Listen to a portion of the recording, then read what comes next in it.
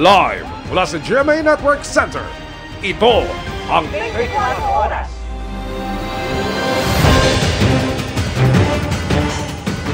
Magandang gabi po, Luzon, Visayas at Mindanao. Dahil umano sa gutom kaya hindi sinanto ng mga kawatan kahit ang isang mobile payment machine sa Pasig. Ang makina kung saan pwede mag-cash in para sa e-wallet, binaklas at tinangay kahit nakakabit na sa semento. Giit ng pulisya, hindi katwiran ng gutom at umano'y pamamahagi pa ng ninakaw, kaya arestado pa rin ang mga suspect. Kung paano sila natuntun, alamin sa eksklusibo kong pagtutok. Inuga-uga, hinila-hila at nang matanggal sa pagkakasemento, maya-maya'y tinawag na ng lalaking ito ang kanyang kasabwat upang bitbitin ang kiosk na ito sa Pasig City. Ayon sa Pasig Police, ang pinag-interesan ng dalawang suspect, isang mobile payment machine na mistulang ATM na may lamang pera. Pwede kang mag-deposit ng pera, na magbayad ng RFID, mag-load ng GCash, at talagang may pera siya, Sir Emil, dahil hindi po pwedeng withdrawin tong pera na naipasok na po. Kinaumagahan na nang madiskubre ang krimen. Mag-collect na sana ng kinikita sa machine itong empleyado. Laking sorpresa niya na yung e-tap kiosk machine na pag-aari ng kanilang kumpanya ay nawala na. Sa tulong ng CCTV, nakilala sa investigasyon ng mga suspect at sa operasyong ikinasa ng Pasig Police Follow-up Unit. Posas! Bumibig ka dyan. Puputukan ka namin, huwag ka nang magtangka. Madidisgrasya ka lang. Unang nalambat ang bumuhat ng kiosk machine sa bahay niya sa barangay Pinagbuhatan. Sabihin mo sa akin, nasan yung machine? Kita niya, hindi ka Totoo, sino yung isang kasama mo ba? Yung isa ba? Sino? Kamay. Ikinanta ng suspect kung saan niya dinala ang makina na hindi kalayuan kung saan siya nadakip. Sino nga isa? Nasaan yung machine? Ito yung machine. Recover. Pero ang hinahanap na makina, wasak na pala. At ang laman na nasa 30,000 pesos daw. Ang mga cash nito na nandoon sa machine ay hindi na po natin na-recovered. Ba't nyo nagawa yun?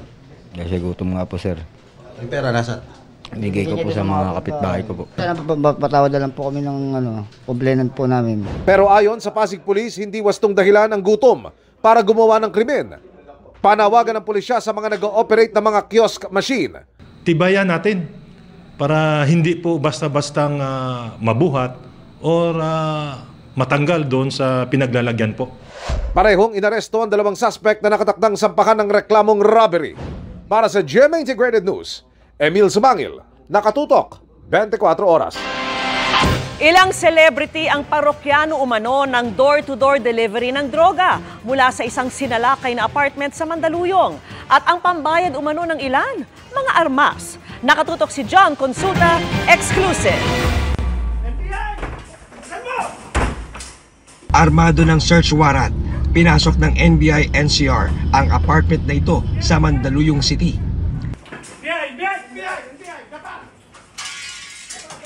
Daang-daang inakyat ng mga ahente ang third floor ng bahay hanggang sa tuluyang nasakote ang kanilang primary target. Tumambad sa mga ahente ang hinihinalang cocaine, isang automatic assault rifle na may scope at isang baril. Ayon sa NBI NCR, sa tulong ng isang tip, nabisto ang pagdi-deliver ng door-to-door ng droga ng suspect na mahigit isang dekada na raw niyang ginagawa. At ang kanyang mga parokyano raw, hindi basta-basta. Engage siya sa pagbebenta ng mga party drugs tulad ng mga ecstasy at cocaine. He supplies his drug merchandise sa mga high-end na bars sa Alabang, sa BGC and Makati.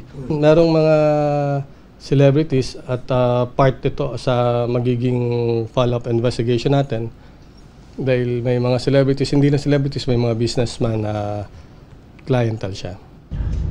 Natuklasan ng NBI na ang mga natagpo ang mga baril sa kanyang bahay, mga sinwap pala ng kanyang parokyano kapalit ng droga.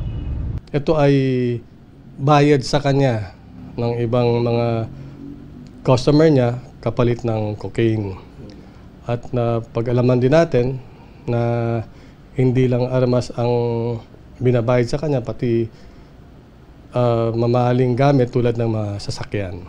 Abot-abot naman ang pagsisisi ng suspect. Maybe this is yung plan po ni Lord para makaalis na rin po sa circle na yun. Sobrang laki kasi dahil siyempre doon sa mga anak ko po. Then, sobrang sila naiisip na I put them at risk. Iningkwis ng suspect sa reklamong paglabag sa illegal possession of firearms at Dangerous Drugs Act na parehong walang piyansa. Para sa GMA Integrated News, John Consulta, nakatutok, 24 oras. Tila produkto kung ialok sa Instagram ang serbisyo ng ilang Pinay domestic helper at health worker na gusto magtrabaho abroad. Ikinabahala yan ng Department of Migrant Workers. At nakatutok, si JP Soriano. Lantaran ang pag-aalok ng Instagram account na ito ng serbisyo ng mga Pilipina bilang domestic helper sa Middle East tulad sa Dubai, UAE. Sa description ng social media account, nakalagay na isa silang Dubai-based company na nagsusupply ng mga Filipino housemaids, nannies, lady drivers, caregivers at nurses. Naka-upload din ang video ng mga Pilipina na nakasuot pa ng uniform kung saan kanilang inilalatag ang kanilang mga kwalifikasyon. College undergraduate, BS Management. I have a 2 years experience as housemaid nanny in Saudi Arabia. I clean the house, wash and iron clothes, take care of baby. I am a hardworking person. Thank you, ma'am, sir. Ikinabahala ito ng Department of Migrant Workers dahil para raw mga produktong inilalako ang mga Pilipina. Ayon kay DMW OIC Hans Kakdak, maituturing itong isang illegal job offer dahil hindi dumadaan sa Department of Migrant Workers ang buong proseso. Wala rin daw lisensya ang recruitment agency na konektado sa nasabing account na nasa social media. Wala rin daw accreditation ng foreign principal at employer, bagay na requirement para makapag-deploy ng isang Pilipino para magtrabaho sa ibang bansa. Ito ay napakalaking concern natin. Ang advice natin sa mga kababayan natin, huwag pumatol sa mga ganitong online job offers. Dahil may peligro, illegal, hindi dumadaan sa legal na proseso sa panig ng Philippine laws. At may peligro dahil hindi na titignan, hindi natin na aprobahan yung kontrata pagdadaanan. Lalo na kung ang job offer ay patungkol sa mga OFW kasambahay. Hindi pa malinaw kung nasa Pilipinas o Dubai ang mga Pilipinang inaalok sa naturang social media site. Pero ayon sa DMW, ang senaryo dito kasi ay online yung job offer.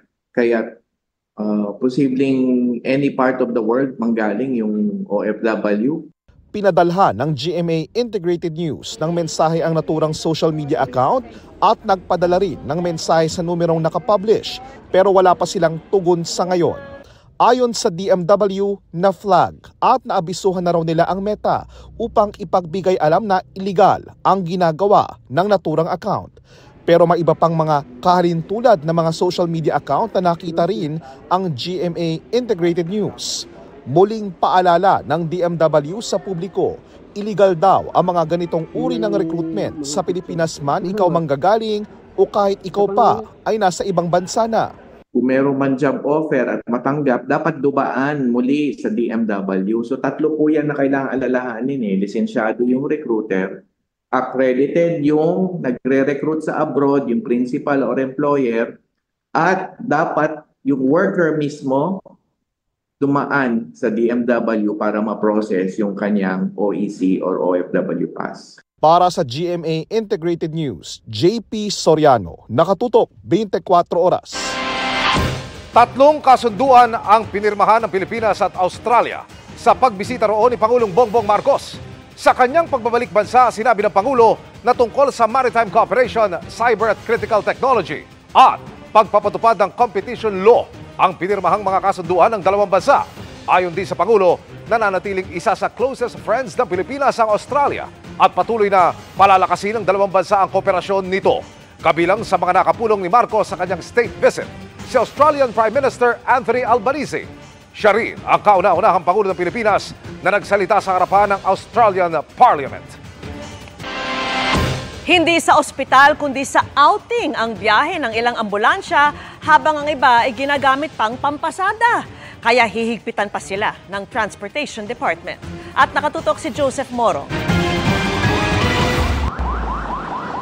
Pansalba ng buhay ang mga ambulansya kaya nga prioridad ang mga ito na padaanin kahit traffic. At pwede rin sa EDSA Bus Carousel. Lahat o kayo magpapacheck up? Pero paano naman kung ganito? Ambulansyang pinampapasada. Nahuli ang ambulansyang ito na may nagsisiksik ang mga pasahero sa loob at ang tanungin, magkaiba ang sagot ng driver at mga pasahero kung saan sila pupunta at bakit sila nakasakay dito. May ilan ding ginagamit na panghatid, pansundo at pang-outing ang mga ambulansya. Hindi na uubra ang mga ganitong gawain ayon sa Special Action and Intelligence Committee for Transportation ng DOTR. Pag nakita natin na wala sila dun sa requirements, mamamara tayo. Papaigtingin nila ang kanilang crackdown sa mga fake na ambulansya, lalo't mahigpit ang akreditasyon sa mga ambulansya sa Department of Health. At kailangan may kasanayan din ang mga emergency medical technicians sa loob ng ambulansya. Patong-patong na reklamo ang maaring kaharapin ng mga mahuhuli tulad ng paglabag sa Presidential Decree No. 96 na nagbabawal sa paglalagay ng mga sirena at mga wangwang sa mga hindi otorisadong sasakyan. Illegal modification. Kung nataong ka pang nasa busway, disregarding traffic sign ka pa. Oo, pero you know, the law applies nationwide. Ibig sabihin, hindi siya certified, hindi siya authorized at saka hindi siya nag-undergo na certification for the skills training, for the technical educational training skills. Ayon pa sa DOH, tanging mga ambulansya lamang talaga ang pinapayagang gumamit ng mga blinker at sirena, hindi yung mga patient transport services. Ito yung mga non-emergency cases. Kung kunyari, meron silang mga matatanda, yung mga kailangan ng magpa-dialysis, diba, tutulungan nila. Sa buong bansa ay patutupad ng DOTR ang mas maigting na crackdown, pero magkakaroon muna ng konsultasyon ng DOTR sa Department of Interior and Local Government o DILG bago ito tuluyang ipatupad. Para sa GMA Integrated News, Joseph Morong, nakatutok 24 oras. Kasunod po ng surot, may bagong gumagapang na problema sa NAIA. Daga na nahulikam naman sa kisame ng Terminal 3. At tinutukan yan ni Tina Panganiban Perez.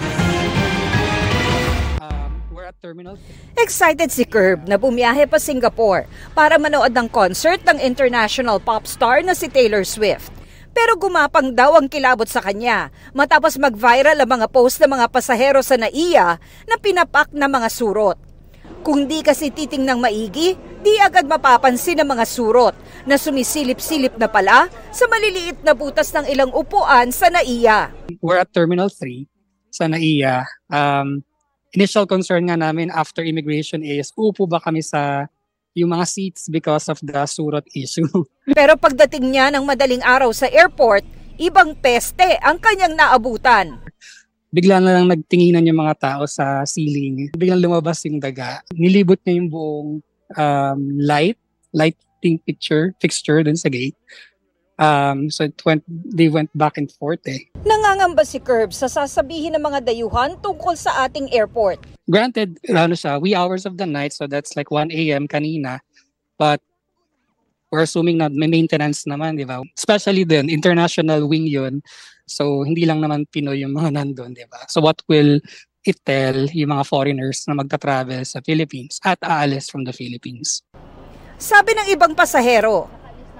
Siyempre, kadiri, kahit sino, dapat maging malinis ang airport.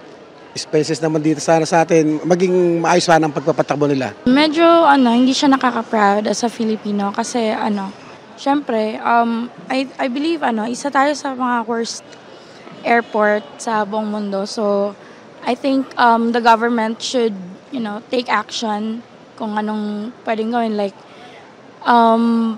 yung paglilinis ng mga upuan. Ang sabi ng Manila International Airport Authority, there's so many mga concessions with restaurants, most likely. So, bali ang hinala niyo po, sir, it could be from the concessionaires? Most likely. Matapos mag-viral ang video ng daga rito sa NAIA 3, agad iniutos ng Manila International Airport Authority sa mga taga-NAIA na inspeksyonin hindi lang itong Terminal 3, kundi lahat ng paliparan. Kanina nagsagawa na ng inspeksyon ng ilang opisyal ng MIAA at NAIA sa Terminal 3. Pinare-review rin daw ang mga kontrata sa pest control sa mga airport. Tiniyak naman ng MIAA na araw-araw nililinis ang NAIA. Every day, every non-peak hours, usually past midnight. Naglagay na rin ng mga bagong gang chair sa terminal. Nauna nang tinanggal ng Manila International Airport Authority ang ilang upuan sa NAIA upang linisin at i-disinfect. Posible raw imported o nadala lang ng mga biyahero mula sa ibang bansa ang mga surot dahil mas malalaki raw sa karaniwan ang mga ito. Matatanda ang nagkaroon nga kamakailan ng surot outbreak sa Paris, France, ganun din sa South Korea at Hong Kong. Para sa GMA Integrated News, Tina Panganiban Perez, nakatutok, 24 oras.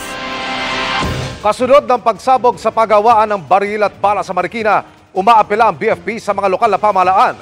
Pag-aralan daw mabuti ang lokasyon ng mga ganito na hindi raw dapat nakahalo sa residential area. Nakatutok si Chino Gaston. Atras! Atras! Matapos ang malagyerang tagpong ito sa pagkasunog ng bahagi ng paggawaan ng bala at baril sa Marikina, Atras! Atras! inaalam pa rin ng Bureau of Fire Protection kung ano ang naging sanhi ng apoy na nagsimula sa imbakan ng pulbura. Dito nga nakatutok ang investigasyon sa sunog sa Arms Corps compound. Ang pag-iimbak ng mga ganitong explosive materials minomonitor hindi lamang ng BFP kundi maging ng PNP Firearms and Explosives Office. Ang mga lagayan ng pulbura na bagamat gawa sa karton ay meron pang balot na plastic o ibang material sa looban. Yes po, kailangan po monitor din po natin yan at safely kept or properly stored ang ating mga ganyang type of substances at make sure din po na informed yung ating Bureau of Fire Protection na nakakasakop sa lugar na ito. Ang lakas! Grabe! Bagaman nasa residential area ang pabrika, wala namang bahay na nasira. Pero may mga residenteng nasaktan at nalapnos. Ayon sa Marikina City Planning Office, naaayon sa batas ang lokasyon ng Arms Corps dahil napapaloob ito sa Heavy Industrial Zone area. Kasama dito ang iba pang pagawaan ng mga makinarya at sigarilyo. Technically, ang Arms Corps is within heavy industrial zone. Ang problema lang po is, siyempre, kung asan po yung kanilang pinagtatrabahuan, umuusbong po dyan yung mga community. So, kaya po medyo meron pong mga iilan-ilan na mga settlement site po na nakapaligid sa kanila. Ang desisyon kung kailangan baguhin ang zoning ng isang lugar nasa kapangyarihan daw ng LGU. Kailangan po tutukan na rin po ito ng ating local government units dahil hindi po talaga advisable na ang mga business establishments or yung iba pang type of occupancies ay nakamix sa ating residential. So considering po itong mga occupants natin ay we have to give a priority doon sa tinatawag nga po nating zoning na yan. Sabi ng Arms Corps, higit 80 taon nang naroon ang kanilang pabrika. Lahat naman daw ginagawa para tiyaking ligtas ang storage ng pulbura. Every year, pinupuntahan naman kami ng PNP and ina-accredit naman kami with a proper license. Yes. With this incident, na nakita natin na compliant naman tayo every year. Alam natin na ginagawa nila yung trabaho nila kasi talagang na-contain natin yung sunog. Para sa GMA Integrated News, Chino Gaston, nakatutok, 24 oras. At Chika Minute na po mga kapuso at ang maghahatid ng latest sa showbiz happenings ngayong Biyernes, walang iba kundi ang showbiz reporter na si Nelson Canlas. Nelson! Thanks, Vicky. Happy Friday, chikahan mga kapuso. It's really nice to have a friend like Rain Matienzo. Hindi lang daw dahil sa regalong Eras Tour merch, kundi pati na rin sa effort na ibinuhos para sa Swiftie bestie na si Barbie Forteza. May paliwanag din si Barbie kung bakit hindi siya personal na nanood ng concert. Yan ang aking unang chika.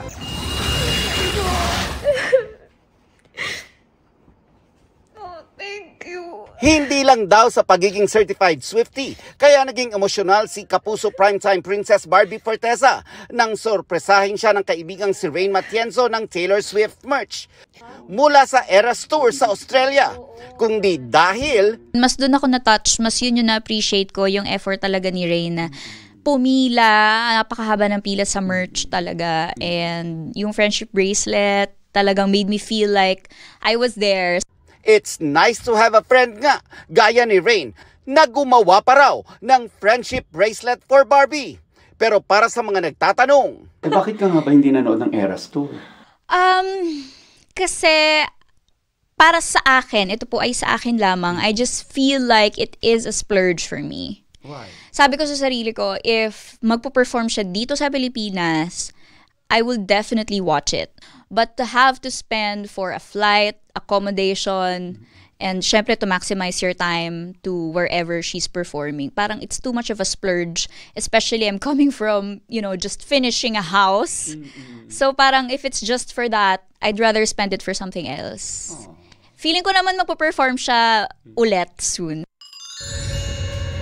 Bukod sa upcoming family drama na Pulang Araw, pinaghahandaan din ni Barbie ang Sparkle Tour Canada sa Abril, kasama ang other half ng barda na si David Licauco. Gayon din ang real-life couples na sina Raver Cruz at Julian San Jose, pati sina Ruru Madrid at Bianca Umali. What you're looking for has been here. Sa pagbisita ng GMA Integrated News sa recording ni Barbie, sinabi niyang super excited na raw siyang maihatid ang saya at kahit papaano'y pawiin ang homesickness ng mga kapuso sa Canada. At saka ngayon lang, dito lang kasi kami sa show na to talaga nagsama-sama ulit. After All Out Sundays, matagal na kasi ako hindi nag-All Out Sundays. So, ngayon na lang ulit ako makakapag-perform with my friends. First time ko magka-Canada. Sa mga kapuso natin dyan sa Calgary and sa Toronto, magkikita-kita po tayo dyan. Nelson Canlas, updated sa Showbiz Happenings.